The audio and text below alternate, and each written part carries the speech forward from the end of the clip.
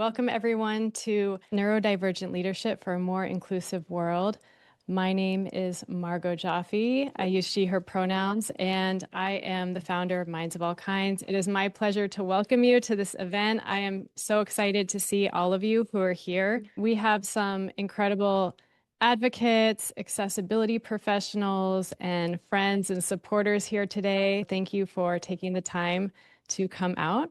For those of you who I have not had the pleasure to meet, my name is Margaux, like I mentioned, and it is part of my life's mission and my professional mission to help create a more inclusive world for minds of all kinds, for neurodivergent people. This is something that's important to me professionally as a certified accessibility professional and board certified cognitive specialist, but also personally as a neurodivergent woman myself, late diagnosed. It is personally part of my mission to create a world where neurodivergent people are seen, valued, and thriving, not just surviving. And that is part of what has inspired me to create Minds of All Kinds, which is a platform for neurodivergent change makers to come together to learn, connect, and lead.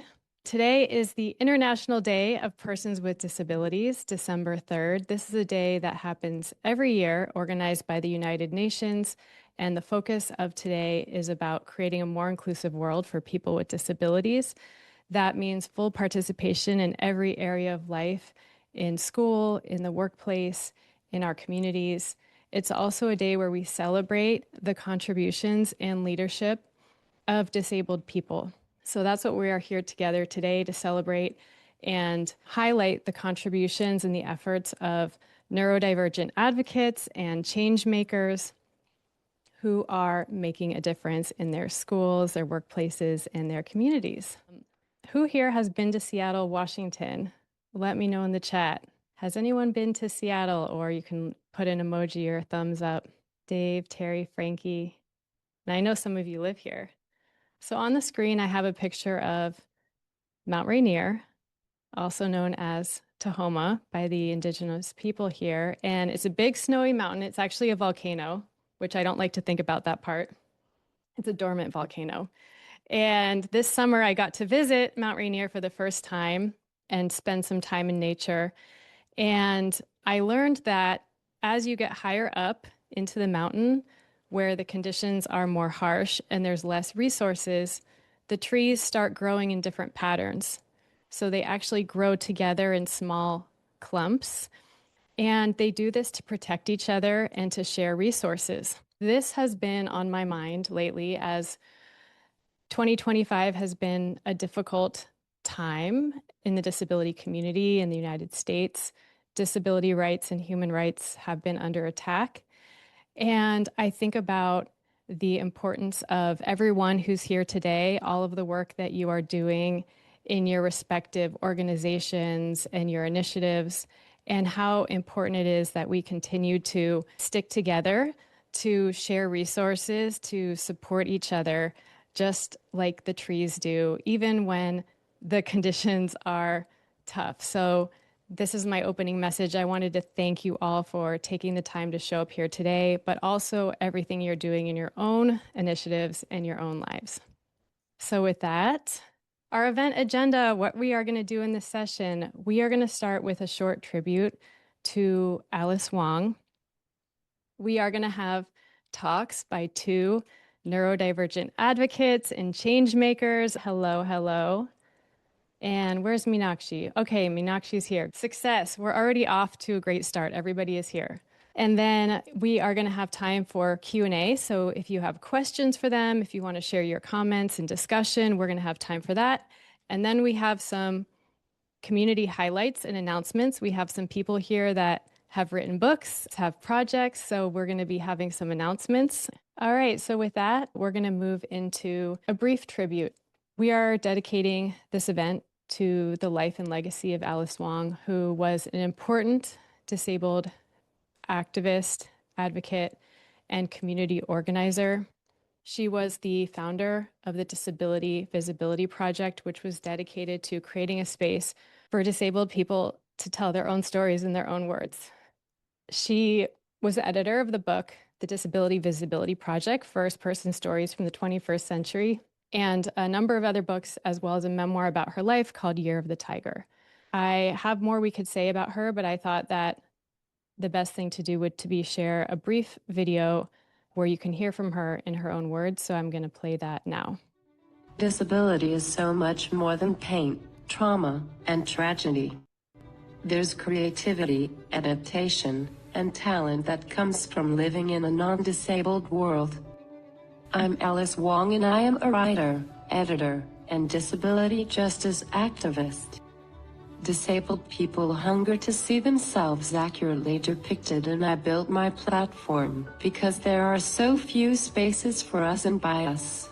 As a writer and editor, I address the lack of disabled voices in publishing, journalism, and popular culture, and illustrate the systemic ableism that renders disabled people as disposable burdens and objects of pity. Storytelling is a powerful form of resistance. It leaves evidence that we were here in a society that devalues, excludes, and eliminates us.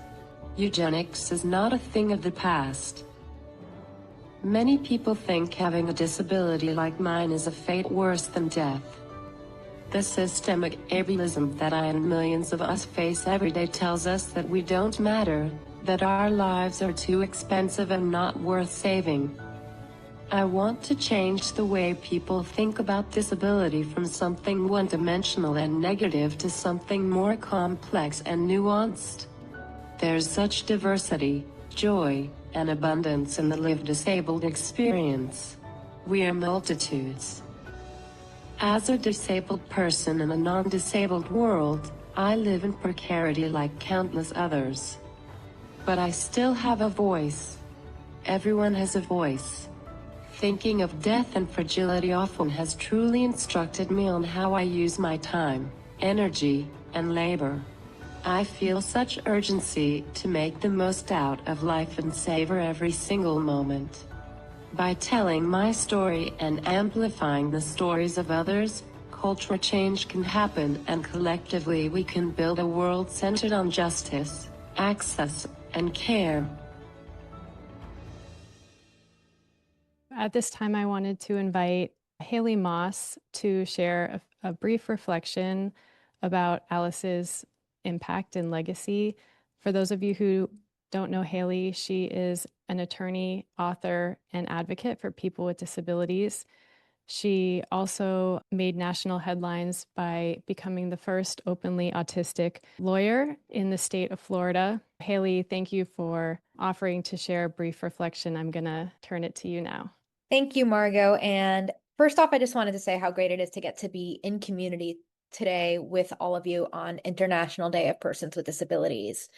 Unfortunately, or for better or worse, part of being a member of the disability community and the disabled community means that you end up seeing people you admire become disabled ancestors. That is something I have learned from Alice and so many others, that the people you come to admire the most, that life is just unfair in that way. So Alice should still be here first and foremost. But beyond that, I want to talk about what we can learn from Alice today and beyond too. That Alice was an activist. She believed in causing good trouble. That whether it was her activism through telling other people's stories and uplifting our voices, which is something she did early in my career as well. I was introduced to Alice from a colleague that I met on Twitter, actually. And this colleague was at the time a PhD student. And we were talking about how frustrated we were because there was an opinion article in USA Today, this was back in 2019, saying that the ADA was bad law. And for those of you in the United States, that's the Americans with Disabilities Act. And essentially, this person was arguing that it's not a good enforcement mechanism and all sorts of other things. And my friend and colleague at the time said, we should write about this. And the best place to do that is with Alice Wong and the Disability Visibility Project. I remember thinking that was interesting, and I wasn't quite sure. With just a quick introduction, Alice immediately told us to write what we were feeling, our frustration, our rage, our hope for change, and what we can do better instead, and realizing that things like the ADA are the floor and not the ceiling, and that sometimes you have to do more than just follow the letter of the law, which, of course, as a lawyer, is often my job to say that the letter of the law is the letter of the law. But sometimes you can't make change without realizing that there are places that the law also falls short. And Alice did such a good job at giving and making space for others that there is no singular disability experience. Not any of us here in the neurodivergent community or the broader disabled community can speak on behalf of others, nor should we be the spokespeople for someone else. That is something that I have learned over and over from Alice, who continually used her platform to give the mic to other people, primarily those who were most marginalized within the disability community, whether it is by identity, place you are in the world, whatever it may be. Alice really did an amazing job of that. And the Disability Visibility book, when that came out, really highlighted that was what Alice did best. She didn't use that book to talk about herself. I learned from other people, so many others' voices that I had seen before but didn't know much about, and voices that were completely new. That was something I treasure, is realizing how when we build community and uplift each other, it really does give a more robust community, a stronger disability rights and disability justice movement. So that is something that I hope we think about. At the beginning of today, Margaux mentioned the trees sticking together as climate gets harsh. Alice would have embodied that and still does and lives on through all of us with that. So I hope that we continue to learn to really stick together and realize we have more in common than what separates us, even as the world somehow likes to pit us against each other in some way, shape, or form. That is what I hope to really leave us with when we talk about Alice, and that we continue to honor her memory. The disabled joy, frustration, love, rage, grief, that we let ourselves feel all the feelings. And there's one other big thing in one of Alice's many projects and advocacy efforts that I've learned. It wasn't necessarily from one project in particular that really stuck with me, whether it was her advocacy for Gaza, for COVID, long COVID in particular, she was very big on that, or uplifting other people's voices. But there was one project that I think of where she collaborated with two others on this idea of access is love. That thinking of accessibility is not just the responsibility of one person or a committed group, but all of ours collectively, to show that we care. That's something that I hope we take forward too, that community care is real care, and that we continue to care for each other and uplift each other wherever we have the opportunity to do so. And that is the note that I would like us to really go through the rest of the day on. And I thank you, Margaux, for letting me say a couple of things, and hope that we can continue to celebrate today while also honoring our disabled ancestors and realizing how much work there is still to be done. And that time is such a finite resource, but we can continue to make the most of it, to make things better, not just for ourselves, but for everybody in the disabled community across the globe. Thank you, Haley. That was so beautifully said. And one of the things you said about Alice was that she created space for others. And that really was her legacy, creating spaces for people to share their own stories and wisdom. And I hope to be carrying forward that legacy with this event. And on that note, we are going to be hearing from two guest speakers, Avani Bhagwat and Meenakshi Das, who have prepared some short talks to share with you tonight about their own life and advocacy work. So on that note, I'm going to introduce our first change maker, Avani Bhagwat. I am so excited to introduce her. She is a local high school student here in Seattle, Washington. She likes to say that she's just an ordinary student. She took her SATs this fall. She's interested in entrepreneurship, traditional Indian dance, and long distance biking. She also lives with Tourette syndrome. But this is where I think Avani is not just an ordinary student, she's extraordinary, because not only has she learned ways to adapt and grow, she's taken it on to be an advocate for others. She's the Washington State Youth Ambassador for the Tourette Association of America, and she's using her story and her voice to advocate and empower other people. Welcome, Avani. Thanks for joining us. Thanks for being here.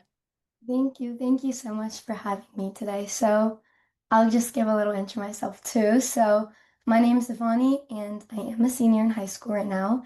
And I was diagnosed with Tourette's in the third grade. So I was very early diagnosed. And for me, living with Tourette's honestly meant constantly adapting to who I am and the way I react in a lot of situations, because the way I react became the way I, the way I reacted became the way I ticked in certain situations. And for me, I noticed at a young age that letting my energy out, whether that was through homework or school or physical exercise, was the way that anti-triggered me the most, as this calmness that I received after these long days is what helped me have less tick heavy days. And one of my physical outlets was long distance biking, as you can see in this picture. In this picture, you can see me on a bike. This was me completing the Seattle to Portland 200-mile bike ride in one day. This was about a year ago, and this is honestly an activity that I enjoy so much and has contributed so much to my mental well-being. So I continued it. And me, by letting out my physical exercise out, I was able to have these calm days. And on the other hand, I think it's super important to realize that my Tourette's intensified when I had these heightened emotions, such as being super stressed or even just being super excited about something. And I think that is just so unique about Tourette's, is that each individual with Tourette's has such a unique experience. And the most fascinating thing is that each of these individuals has Tourette's differently. And I think this contributes to what I have on the next slide on what Tourette's is. So, Tourette syndrome is a neurodevelopmental condition that causes sudden movements and or sounds called tics, and these cannot be fully controlled. And this means that every single individual which has Tourette's has these different triggers and has these different types of tics. Not every single person in the world with Tourette's has the same amount of tics. And I think the perfect analogy, which I've used in so many of my presentations to explain what a tic is like a sneeze.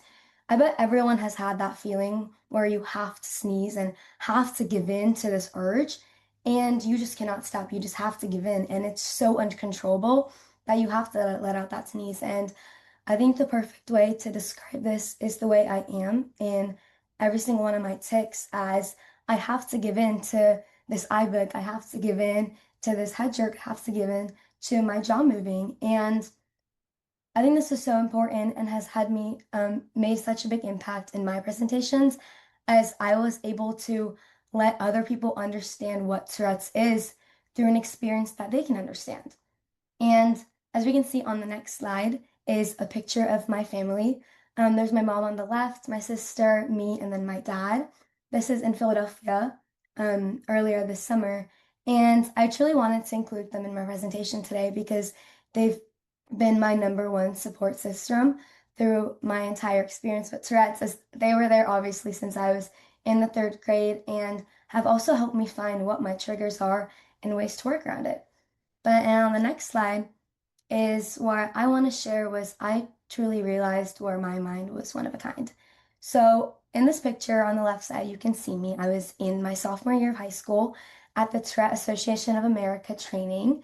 And early on in high school was when I truly became conscious that I had Tourette's, and because that's when my condition truly started to intensify a lot as I had a greater school workload or more sports and activities on my plate. And I started getting more reactions, whether that was on the airport by the person sitting right next to me in the plane or at school at a table group when I'm taking a test. And the number one reason why I even joined the Tourette Association in the first place was that because I wanted to learn more about me and other people who had my Tourette, who had my condition. So I applied to be a youth ambassador and was accepted my sophomore year. And over there, I was brought to a conference at Washington, D.C. at Capitol Hill, where I advocated to respective House reps and senators. So I advocated to the Alaskan and Washington House reps, as there was only one other Alaskan youth ambassador, and I was the only Washington one.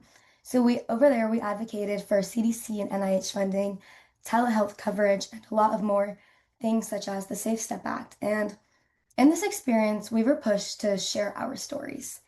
And the story that I shared, I'm going to talk about later today. And to kind of give some backstory onto that, that trip was the very, very first time that I met someone with Tourette's other than me. So I felt extremely alone through all of this experience, all the way from third grade to my sophomore year of high school, because I knew no one who had Tourette's, not even one person who I could even name or someone can name that I knew.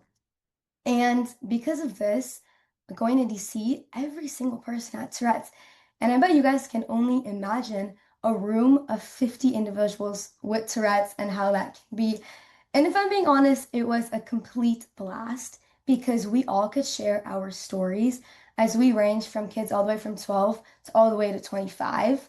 And the story that I chose to share to every single senator and House rep that I talked to was that my diagnosis was a gift because there are thousands of individuals out there who have conditions like me who don't have access to the necessary resources or can't get the necessary medical attention for the condition they have. For example, my advocacy buddy named Victoria, she's from Alaska. She has to fly all the way to Montana to even get CBIT therapy, to even get access to medication for her condition. So this was honestly my turning point in understanding that I had Tourette's because it changed how I saw myself and I started being more grateful for my diagnosis and for the condition I have. And as we can see on the next slide, I was pushed to advocate and give more presentations in my local community.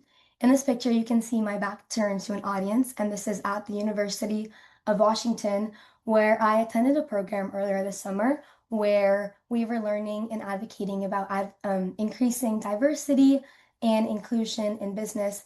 And over here, as I was speaking on my experience with Tourette's, and it was honestly the most scariest experience of my life because that was the first time I talked about Tourette's with people my age, as every single person in that room was a high school senior. And truly, that experience was like one another. And I continue to do these presentations along for the Tourette Association of America and other schools. And some other work that I've also been doing is a platform called Sincerely You, where it's for neurodivergent individuals to reflect on their personal journey of growth and write a letter to their past, future, or current self. And as you can see in this picture on the left side is me at Capitol Hill 2 years ago, my first time ever speaking about Tourette's. And the picture on the right is where you can see me about 2 weeks ago, where I gave my most recent presentation at the Northwest School in Seattle for a sixth grade class where one of the boys had Tourette's in the class. And throughout every single one of the presentations I give, the story that I remember that always allowed people to understand my lived experience was the analogy of having a sneeze or pulling kids into a staring a contest where they could see that these urges were uncontrollable.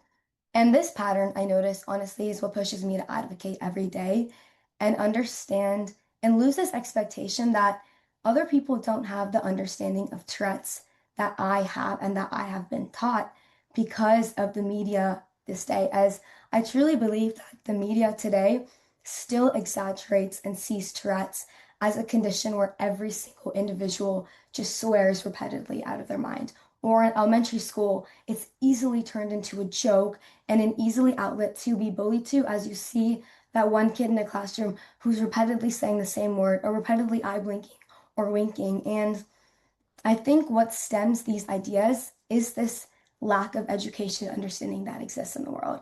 And that is like the number one reason why I still continue to advocate every day, even though honestly, it has been a hard thing for me to do as I'm honestly still an early advocate. So I'm advocating at the same time I'm also learning about my condition.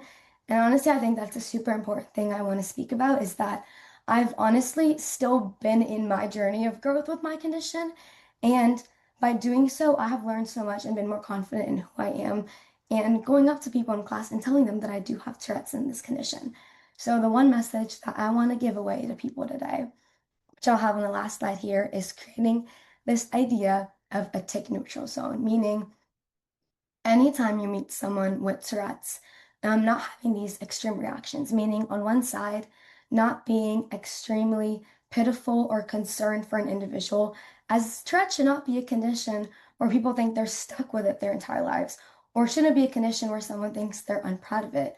But on the other hand, it should also not be something where people are angry or not accepting of someone taking in a room.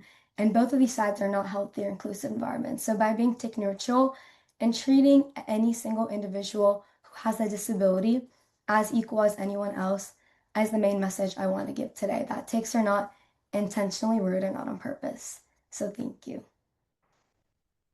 Thank you, Avani. Everyone, let's show your appreciation for Avani with visual applause, with emojis in the chat. Thank you so much. I can't even imagine myself in high school being able to come and do a presentation like this. So I want to say thank you. And we are going to have the opportunity for questions for Avani after our next speaker. We're gonna go to Meena. Meena, you are up next. So Meenakshi Das is a stuttering advocate and software engineer at Microsoft. She also lives here in Seattle, Washington. It just so happens that we are all in Seattle. And her passion for accessibility was largely informed by her own lived experience growing up with a stutter. In 2019, Meena founded a community called Working with Disabilities to provide a safe space for people with disabilities to discuss workplace accommodations and learn about digital accessibility. She's also a board member at Teach Access and works to close the digital accessibility skills gap. She has won a number of awards, including Next Gen Leader of the Year by Disability In, the Gold Prize by the Stevie Awards in the Social Changemaker category, and the Do It Trailblazer Award by the University of Washington. I could go on and on. She's truly a badass. I'm proud to call her a friend of mine. I am going to now turn it over to Meena to share a bit about her remarkable journey and story. Welcome, Meena. Hi, Margaux. Hey, everyone. Thank you so much for having me today. I'll start with the first slide. I just wanted to share something fun about myself. I really like to dance, especially styles from the country where I am from.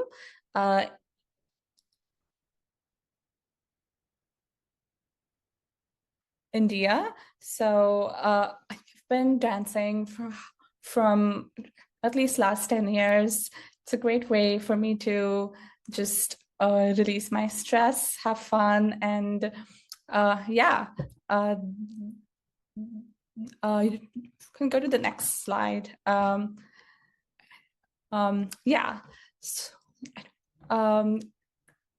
Currently, I am a software engineer at Microsoft. I've been here for the past 4 years, and the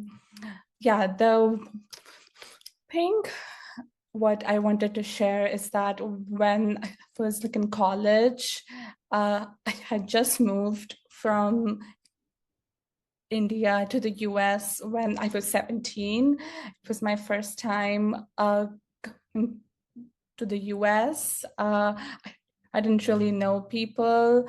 It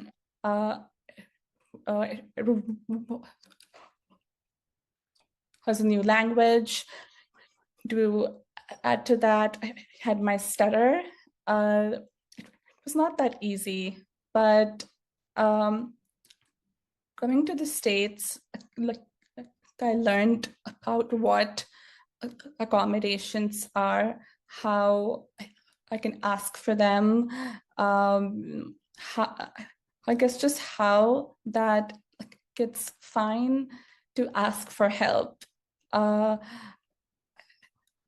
I think that made a huge difference in my life. Going back to my freshman year, I remember that I was trying to find a job on campus, and at that time, because I did not know about accommodations or anything else, I tried to hide my stutter throughout the interview, and that did not go that well. They had no clue why I was not trying to talk that much, and because I did not disclose, I didn't know how to tell them that have a stutter because I was scared that that would like hold against me.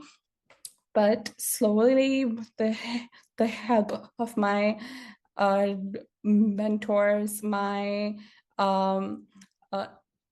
advisor, I learned how to know what I need and like how, and then like how to ask for help with those needs. So in the summer of 2020, I ended up getting a summer internship at Microsoft. One of the accommodations that I used is trying to type instead of speaking. So in that way, if I got too tired speaking the whole time, I could like type. So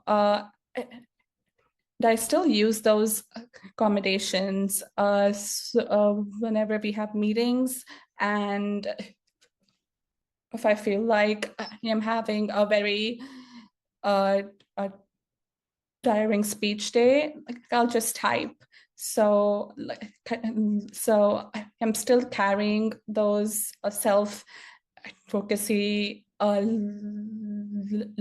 lessons that I learned in college through work. Here on the screen, we have two pictures. There's one of me standing beside a poster of a documentary called I Stutter. The reason why I have that picture up there is that just sort of shows how much I have grown as a person to accepting my own stutter. As I said before, I spent a lot of my teenager years trying to hide it, trying to just like deny the fact that I stutter, trying to find so many speech therapists to see if like they can just like magically like cure me. But now I can safely say that I'm at a place where I don't want to cure it. I do accept the way that I am, and I'm fine with it.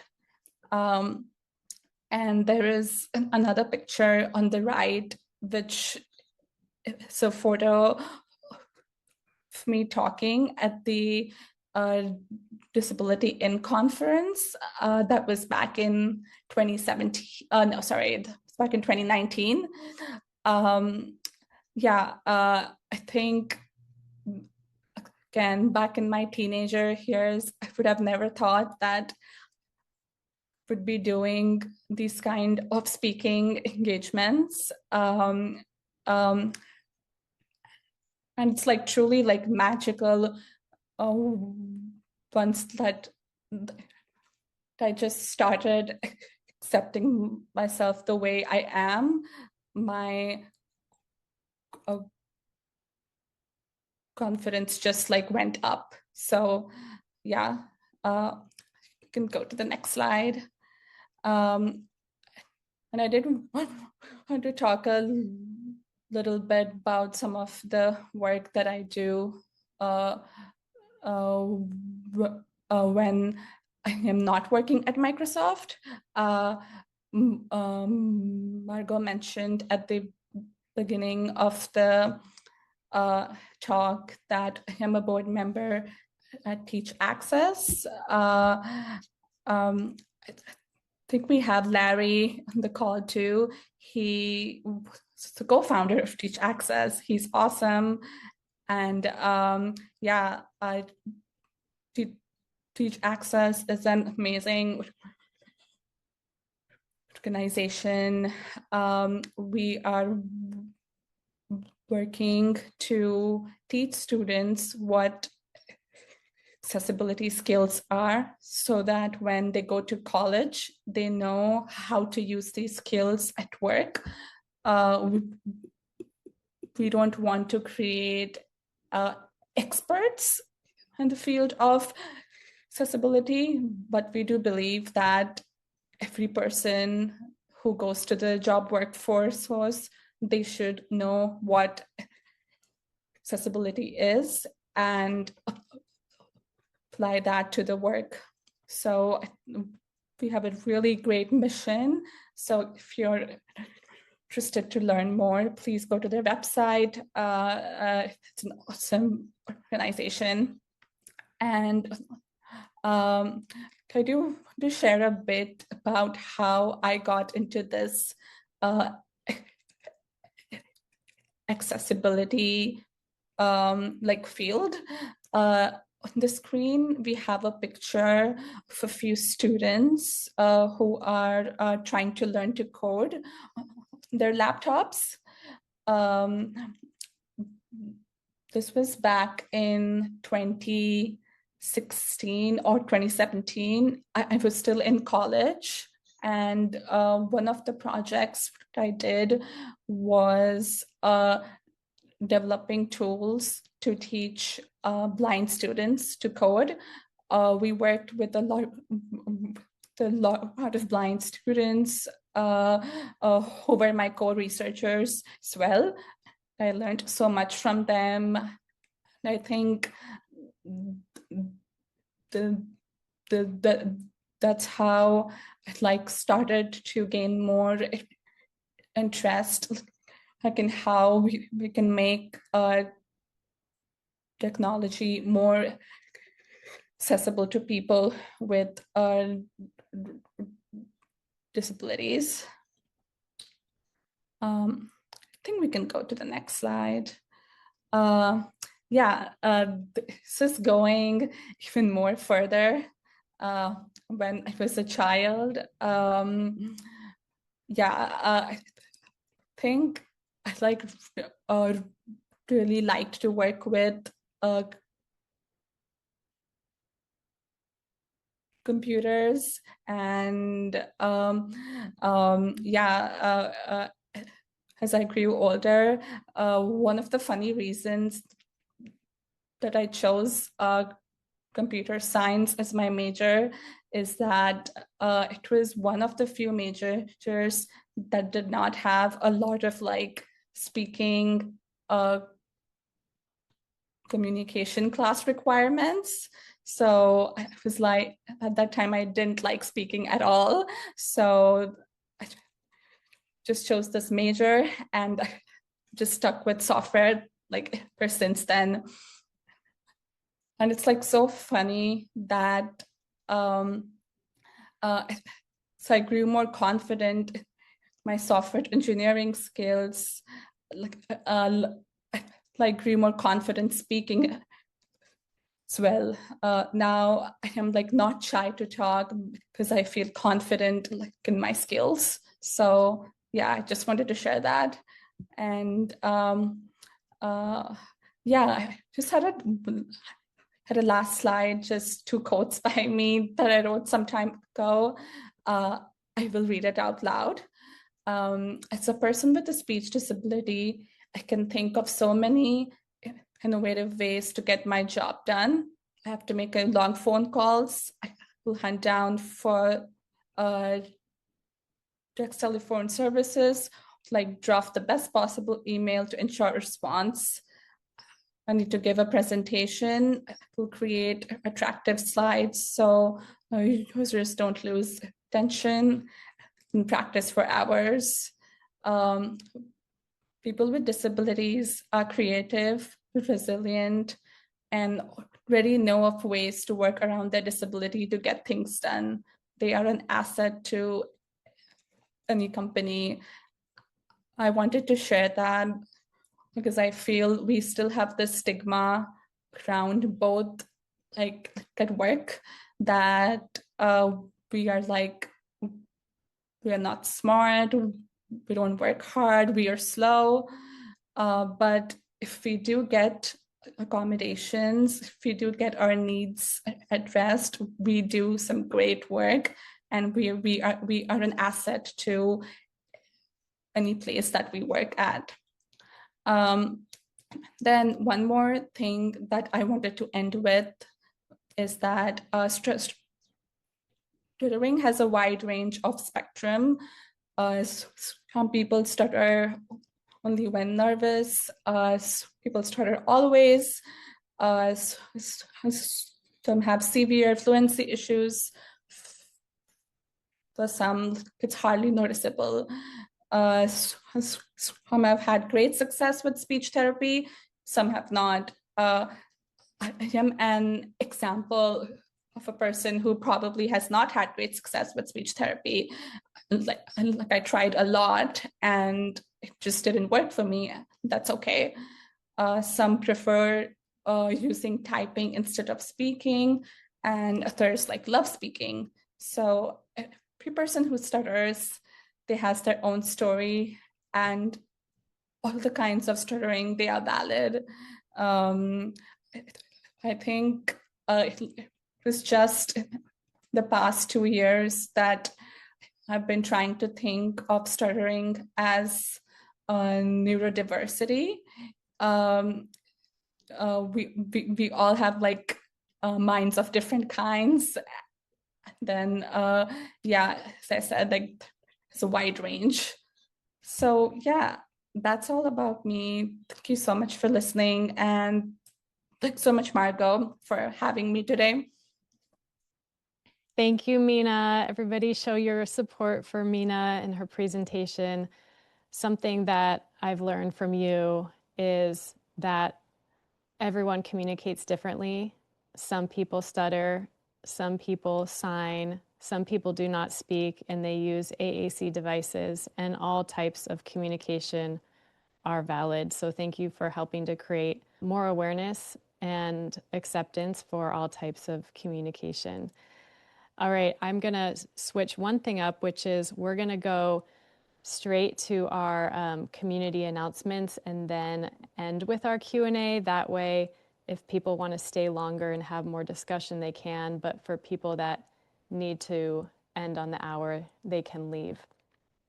So with that, we have a couple exciting announcements from some additional change makers in our community. So I'm going to go to Dave, who's going to share a brief announcement, and then Liz Lewis will go next. And I've asked them just to take a minute or two to share their announcement, and I will put their links in the chat. Dave, take it away. Thank you so much. I usually speak too much, but I'm going to try to keep it super short. This has been an awesome event. I feel like I shouldn't even be taking any time because this has been so valuable and special and needed. I'm Dave Thompson.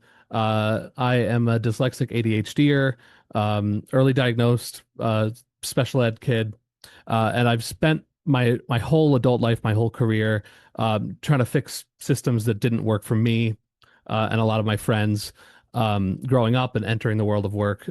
So I mostly work with large companies on redesigning how they hire and manage and support talent, as well as universities now to help bridge that gap between school and the world of work. And so I have a book coming out globally with Wiley in March of 26, March 3rd. Super stoked about it. To tell the kid I was back then that I'd be writing a book when I don't even really read books, to be completely honest, is really special. So yeah, it's meant as a really practical guide to rethinking the world of work with cognitive diversity in mind. And it's meant for everybody, not just leaders. So anyone you share a parking lot or an email chain with can make or break your neuro-inclusive experience at work. So it's really for everyone. And it's not just, it's my personal journey, my professional, knowledge from years in the field, but also it's about 30 interviews, including with folks from Microsoft. So shout out Microsoft. Hi. And Haley Moss, who was on the call earlier, is in there as well. So I wish I could include everybody on this call. in the book, but there's 30 additional voices besides mine. And yeah, it's up for pre-order now. It's out in March, and I really appreciate anyone telling your boss to buy it and telling people that need to read it to buy it. You probably don't need to see it. Thank you, Dave. And I dropped the link in the chat so everyone can go and learn more. And how cool is it that we have these authors here writing books and here to give the plug for it? Liz, you're up next. My name is Liz Lewis. I am very good at brevity. So I've been writing about women and mothers with ADHD for about 11 years now. I kind of wish when I was writing this book that I knew Dave Thompson, because there's a whole section of this book about workplace issues. But anyway, after a very long wait, 3.5 years, I'm putting out a book in June, and the title's so long I have to read it off a card. It's called You Are Not the Problem, Late Diagnosed ADHD Women and the Invisible Forces That Shape Us. I'm excited. After working with women for so long, it became obvious to me that I needed the book to be about late diagnosis and the impact of that. So I think, Margaux, you said you put everything, if you're looking for information about me, I would just look on Substack under Healthy ADHD. That's the easiest way to find me. And I'm excited about the book, and thanks for allowing me to be here. This was really great. Thank you for inviting me. Thank you, Liz. I've known Liz for a number of years in the ADHD space, and she's been doing really important work and writing and content for women with ADHD. So thank you, and I'm looking forward to both of your books. So you guys everyone can check the chat. I put the links to Dave and Liz's book in the chat. And last announcement, Built by Girls. Who's heard of Built by Girls? Has anybody heard of Built by Girls here? So Built by Girls is a content platform that's actually now owned by Yahoo, and they focus on helping young people explore careers in STEM, which is science, technology, engineering, and math.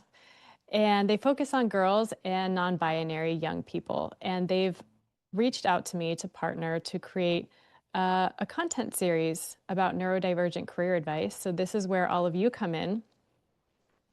And there's the opportunity for people to share short videos sharing a piece of career advice, like some career advice that you would give to your younger self or to somebody who's starting out their career. So in the chat, I put the link if you want to learn more about this content series, if you want to participate. There's a call for submissions, and the entries are requested by January 9th. And if you have any questions about this project, you can follow up with me afterwards, and we can talk about it.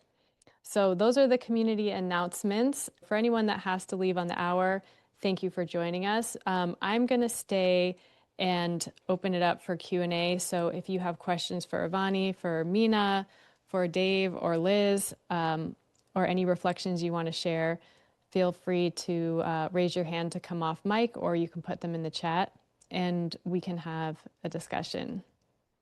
Ted, I'm going to invite you to share. I think you can come off mute, yes? Yes. So if people don't know Ted, by the way, he's head of accessibility at Intuit. Hello, no big deal. He's here at our event. And he's been a supporter and mentor of mine for a number of years. So Ted, thanks for joining us. Sorry, I had to do a little shout out. I actually have a question for Avani. Before I started working for Yahoo, I was a teacher. And one time someone came in and they said, you're going to have a student in this semester that has Tourette's. But they didn't tell me anything about how to prepare the class or anything for it. So she arrived that first night. She had some vocal tics. I felt really bad because I didn't know what to do. And she ended up not coming back.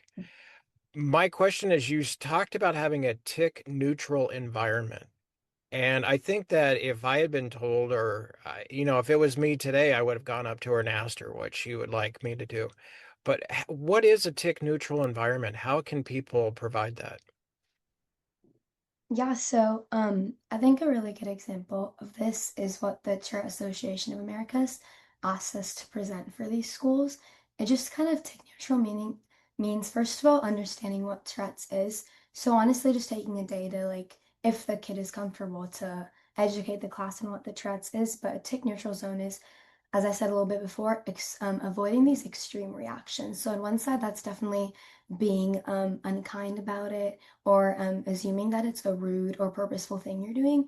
But I think a lot of people don't also realize that it's also this extreme other reaction of being extremely pitiful or sympathetic about it, as it's not a condition like that individual should be like unproud of or think that it's something about them that should be ashamed of and that they should be singled out because of it. And it's rather just something that's welcomed into the conversation or into the class. And honestly, it's a thing which is going to take time to develop in all sorts of public spaces, if I'm being honest, whether it's a library, a school, a mall. But I think just working towards creating this tick neutral zone, we are kind of welcoming the Tourette's in the situation as something that is normal. Yeah. Thank you. I appreciate that. Any other questions, comments, reflections that anyone else wants to share? Does anyone want to be in a writing group? Ooh, tell us more about this writing group. I'm Frankie Wolf. I do accessibility work for a living, but I started as a writing teacher. And I've decided I'm writing a book about media accessibility in 2026, and I'm trying to like rope others into writing with me because I have ADHD and I need the body doubles. I can drop a link into the chat. I have a few things coming up, but I have more coming up in the new year after the holidays. Share your links in the chat. Do you know Larry Goldberg? Not personally. He put a comment in the chat, so I'm going to Larry, why don't you introduce yourself? Sure. My greatest accomplishment is being a good buddy of Margaux's. Everything after that pales. But I know a lot of folks here. I agree. I was at the beginning of closed captioning and public broadcasting at WGBH in Boston, helped develop audio description. Been very involved in now adding sign language to media, and was head of accessibility at Yahoo for 8 years. So yeah, I got kind of 40 years worth of lifetime experience in making media accessible. I'd be happy to help. I think we should definitely hang out. I'm in W3C doing WCAG 3 for media accessibility. I'm a co-lead. Oh. And I am one of the founding members of the Seattle Audio Description co-op that we've just started this year with the folks over at Seattle Creative Accessibility Consortium. All So right, yes, well, we should be friends. I should buy you coffee. Let me we get no my doubt have hundreds of mutual connections. Absolutely. First of all, hi, it's Terry. Margaux, thank you so much for creating this space for everybody. It's amazing. If anyone needs an image description, a middle-aged woman with a cap. And I'm thrilled to work with you, Margaux, and Larry on the disability collection with Getty Images, which was an amazing breakthrough on authentic images of people with disabilities and stock photos, and it's global and it's amazing. It taken on a life of its own. So check that out. And we run a program called Lights Camera Access, which is a career exploration, career incubator program for creatives with disabilities in front of and behind the camera. And we just finished our application process. It's 6 months online, and I can drop into the chat the link to the website. So thank you so much, everybody, for being here. I would specifically love to know about the Seattle audio description, because we have some young creatives who would like to learn more and actually do audio description. So we just finished some grant writing stuff around what we're planning to do next year. So just reach out. We'll chat. Okay, great. Hi, Margaux. I'm not in a place where I can turn on my camera, but I'm Inger Shea-Colsey. I'm an ADHD executive leadership coach, and I'm the founder of the ADHD Black Professionals Alliance. And that's a nonprofit for Black professionals that work with Black people with ADHD, and also for the Black people that they serve. We just had 2 weeks ago the first summit, online summit for Black people with ADHD specifically that I've ever seen. And it was a great success. So I'm really proud of that. And, we have a lot of initiatives that we're looking to do in 2026 to provide some scholarships for people to become coaches, because there aren't enough people of color that are coaches or therapists or psychiatrists. But the easiest access point that we can see is to have people be coaches. And so we have an initiative out right now to be able to fund some people to go through coach training. And that's what we're looking for the end of the month, and I guess in the beginning of 2026. You can find me on LinkedIn at Ingershay. I'm actually at Ingershay on all the platforms because I'm the only Ingershay there is out there. And it's been my great pleasure to be a wonderful friend to Margaux, and it's so wonderful to see your event and all the things that you're doing. And just, on a personal note, I'm just glad to have you as my friend. Right back at you. Thank you for being an advisor and mentor and collaborator in the space of ADHD. I dropped your LinkedIn link into the chat so everyone can connect with you and follow your work and find out about the summit. All right. Well, I want to just say thank you for everyone for coming out. I know it's the end of the year and everybody is busy trying to wrap up projects and such. So I appreciate you making the time to be together in community and create space to hear from Avani and Meena and our other community members who are doing amazing work out there. I hope everyone has a peaceful rest of the year and holiday season. And the work continues. We'll see each other on the other side on 2026. Thank you so much.